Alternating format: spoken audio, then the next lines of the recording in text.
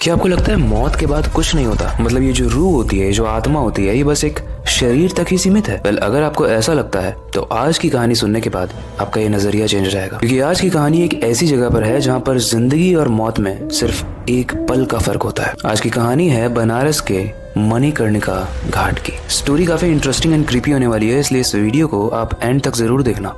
लेकिन story start करने से पहले, हेलो गाइस, मेरा नाम है अविनाश कुमार और आप देख रहे हो हॉरर स्टोरीज।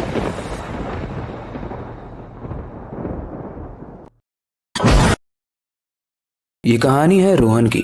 रोहन एक वंडरलस्ट था, मतलब उसका दिल ही धड़कता था नई जगहों को एक्सप्लोर करने के लिए। हर महीने वो किसी नई जगह पर जाता था और जहाँ भी जाता था अपने कैमरे के साथ जाता था, नई कहानियों को कैद करने के लिए। और इस बार उसका डेस्टिनेशन था बनारस। बनारस एक ऐसी जगह है जो ना सिर्फ दुनिया की सबसे पुरानी सिटीज में से एक है, बल्कि ये एक ऐसी जगह भी है जहाँ पर जिंदगी और मौत का फर्क आप महसूस कर सकते हो। बनारस में रोहन ने हर गली, हर चौराहों को एक्सप्लोर किया। उसने मंदिरों की आरती में भी हिस्सा लिया और गंगा जी के किनारे बैठे साधुओं से भी बात की। लेकिन उसकी असली मंजिल कहीं ना कहीं सिर्फ एक ही जगह थी, और वो थी मणिकर्णिका घाट। मणिकर्णिका घाट एक ऐसा घाट है जहाँ पर 24 घंटे सिर्फ चिताएं जलती रहती है। मतलब 1 मिनट के लिए भी अगर आप वहां पे गए तो कोई ना कोई चिता तो जल ही रही होगी। और वो दृश्य जहाँ पर चिता में जलती हुई हड्डियां और मांस पिघल रहा हो, वो आपको काफी डिस्टर्ब कर सकता है। तो शायद अपनी आंखों को मूंद लो। दिन में वहां पर काफी भीड़ होती है, लोग अपने रिलेटिव्स में जिसका देहांत हुआ है उसका अंतिम संस्कार करने आते हैं। लेकिन रात में वो जगह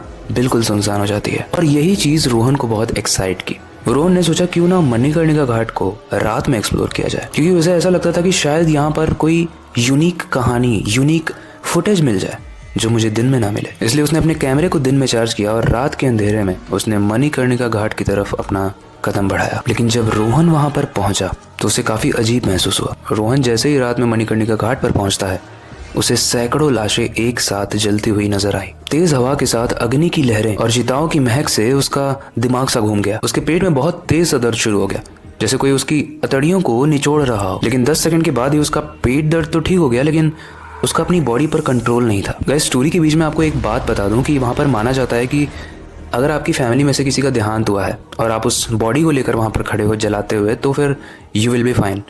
लेकिन अगर आप बस एक्सप्लोर करने के लिए वहां पे गए हो, आपका कोई रिलेशन नहीं है मणिकर्णिका घाट से यानी मृत्यु से, तो फिर आप कुछ स्ट्रेंज एक्सपीरियंस करते हो, जो रोहन कर रहा था। रोहन को थोड़ी देर के बाद ये फील होने लगा कि उसकी बॉडी पर से उसका कंट्रोल जाने लगा, और कुछ आवाजें हैं जो बस उसे ही सुनाई दे रही थी। क्योंकि जब वो आसपास के लोगों से पूछ रहा था तो सब बोल रहे थे कि किस आवाज की बात कर रहे हो। फिर भी उसने इन चीजों को इग्नोर करते हुए आगे बढ़ा, और आगे बढ़ते ही उसे एक बहुत पुराना सा मकान दिखता है। उस मकान की छत पर एक शेर का स्टैच्यू था और कई सारी लाइट्स जल रही थी। लेकिन एक कोने में अंधेरा छाया हुआ था और रोहन को उसी अंधेरे से गुजरना था, क्योंकि रास्ता वहीं से जा रहा था। उसके मन में डर पैदा हो गया, लेकिन हिम्मत करके उसे वहां से निकलना ही था। लेकिन जैसे ही वो उस अंधेरी वाली जगह की तरफ जाने लगा, उसके पेट में बहुत तेज दर्द हुआ, और इस बार वो दर्द इतना ज्यादा था कि वो बेहोश होकर गिर गया।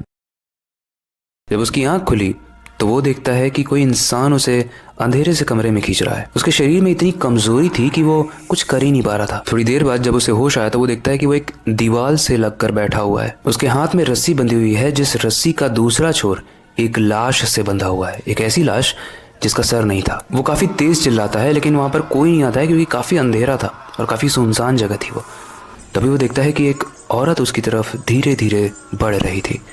वो औरत पूरे तरीके से आग में जल रही थी, उसकी पसलियां पिघल रही थी, उसकी हड्डियां पिघल रही थी जलते हुए। रोहन ने उस औरत से हेल्प मांगने की कोशिश की, लेकिन जैसे ही रोहन ने उसका आवाज लगाई, वो औरत जल के पूरे तरीके से भस्म हो गई। उसी वक्त एक अघोरी वहां पर आया। उस अघोरी ने उस औरत की जली हुई राख को अपने झोले में भर लिया और रोहन की तरफ देखा। उस अघोरी का चेहरा इतना ज्यादा डरावना था कि रोहन उसे देखकर काफी डर गया। अघोरी जल्दी से रोहन के पास आया, उसके हाथ की रस्सी खोली और उसके मुंह पर हाथ रखकर बोला, शोर मत कर, ये जगह तेरे लिए नहीं है, चला जाए यहाँ से। रोहन बिना कुछ सोचे समझे वहां से भाग गया। वो एक मंदिर के पास गया और वहां पहुंचकर वहां के पुजारी को अपनी सारी स्टोरी बताई। पुजारी ने उसे समझाया कि बेटा, जहाँ तुम एक्सप्लोर करने आए हो वो कोई नॉर्मल घाट नहीं है, वो एक महाशमशान है, इस दुनिया का सबसे बड़ा शमशान घाट। और शायद तुमने अपने वीडियोग्राफी या कैमरा रिकॉर्ड करने के चक्कर में किसी अघोरी की साधना में भंग डाला होगा, तभी उसने तुम्हें सबक सिखाया अपने ब्लैक मैजिक से। गाइस, अगर आप लोगों को नहीं पता है, मणिकर्णिका घाट का इतिहास काफी साल पुराना है। कहते हैं पुराने समय में शिव भगवान ने माता पार्वती के लिए मणिकर्णिका कुंड बनाया था, लेकिन इसके पीछे एक और डार्क स्टोरी छुपी हुई है। बनारस में एक राजा हुआ करता था जिसने अपने राज्य को संभालते वक्त कई सारे पाप किए थे, और ऐसा माना जाता है गाइस कि आज भी उस राजा की आत्मा वहां पर भटकती है। उसने इतने सालों में काफी लोगों को परेशान किया है, और आज भी जो लोग वहां पर बिना मतलब के जाते हैं वो राजा उनको परेशान करता है। वेल, ये मणिकर्णिका घाट है तो स्ट्रेंज, क्योंकि ये सब जानते हैं कि वहाँ पर 24 घंटे 24/7 चिताएं जलती रहती है। काफ़ी सारी स्टोरीज है उसको लेके कि कुछ लोग वहाँ पर रहने जाते हैं मरने से पहले, वहाँ पे होटल्स बुक होते हैं मरने से पहले। मतलब काफ़ी स्ट्रेंज चीज़ है, बट काफ़ी इंटरेस्टिंग भी है। ऐसा माना जाता है कि जो भी लोग वहाँ पर जाके मरते हैं उन्हें दो द्वार दिखते हैं, एक स्वर्ग का और एक नर्क का, और बेस्ड ऑन उन्होंने क्या कर्म किए हैं या कुकर्म किए हैं उन्हें वह द्वार चुनने पर मजबूर किया जाता है यमराज द्वारा। वेल, आपको क्या लगता है, ये स्टोरी सिर्फ स्टोरी है या फिर हमारे वेदों से लिखी हुई जो चीज़ें हैं वो सच हैं? आप कमेंट सेक्शन में अपने ओपिनियंस ज़रूर बताना। ये स्टोरी आपको कैसी लगी, और क्या आप खुद मणिकर्णिका घाट एक्सप्लोर करने जाना चाहोगे? क्योंकि जैसा मैंने बताया, उस राजा की आत्मा आज भी वहाँ पे घूमती है। वेल, वक्त आ चुका है इस स्टोरी को एंड करने का और नई स्टोरी पर काम करने का, लेकिन जाने से पहले मैं बस एक ही चीज़ कहना चाहता हूँ, अपनी क्यूरियोसिटी को डाय मत होने देना, नई चीज़ें सीखते रहना, अपने बेड के नीचे और खिड़की के बाहर ज़रूर देख लेना। मिलते हैं अगली वीडियो में।